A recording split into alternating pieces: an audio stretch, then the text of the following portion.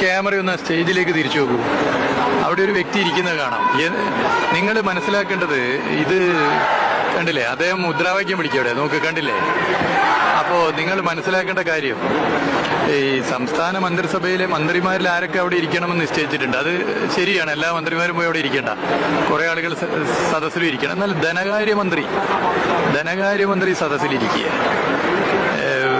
മന്ത്രിമാരിൽ പലരും ഇവിടെ ഇരിക്കുക. എന്നാൽ ഒരു രാഷ്ട്രീയ പാർട്ടിയുടെ സംസ്ഥാന അധ്യക്ഷൻ, അതും എത്രയോ നേരത്തെ വന്ന് ഒരു സർക്കാർ പരിപാടിക്ക് ഇരിക്കുകയാണ്. ഇത് പ്രധാനമന്ത്രിയുടെ ഓഫീസ് നേരിട്ട് ഇടപെടുകയാണ്. ഇത് ജനാധിപത്യ വിരുദ്ധല്ലേ? ഇനി ഇരിക്കുന്ന ഇദ്ദേഹത്തിന് ഒരു മാന്യത കാണിക്കുക. ഇതൊക്കെ അല്പത്തരം. എന്നിട്ട് സ്റ്റേജിലിരുന്ന് മുദ്രാവാക്യം വിളിക്കുക. ഇത് മലയാളി പൊറുക്കില്ല, മലയാളി പൊറുക്കുന്ന നിലപാടല്ല. അപ്പോൾ ഇത് എന്ന് പറഞ്ഞാൽ ഇത് ജനാധിപത്യത്തോട് എടുക്കുന്ന സമീപനം, തെരഞ്ഞെടുക്കപ്പെട്ട ജനപ്രതിനിധികളെ അവഗണിക്കുകയും രാഷ്ട്രീയ പാർട്ടി നേതൃത്വത്തിലുള്ളവർ ഇത്തരം സമീപനം സ്വീകരിക്കുകയും ചെയ്യുകയാണ്. BJPയുടെ സംസ്ഥാന അധ്യക്ഷനാണ്. ഇന്ന് എല്ലാ രാഷ്ട്രീയ പാർട്ടിയിലുമുള്ള സംസ്ഥാന നേതൃത്വത്തെ അതുപോലെ വേദിയിൽ ഇരുത്തുന്ന ഒരു പരിപാടിയാണെങ്കിൽ മനസ്സിലാക്കാം.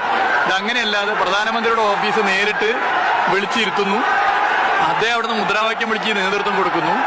അപ്പൊ ഇങ്ങനെയൊക്കെയുള്ള സമീപനം, ഇത് ജനാധിപത്യത്തോട് പ്രധാനമന്ത്രിയുടെ ഓഫീസും BJPയും എടുക്കുന്ന സമീപനം എന്താണെന്നതിന്റെ ഉദാഹരണമാണ്.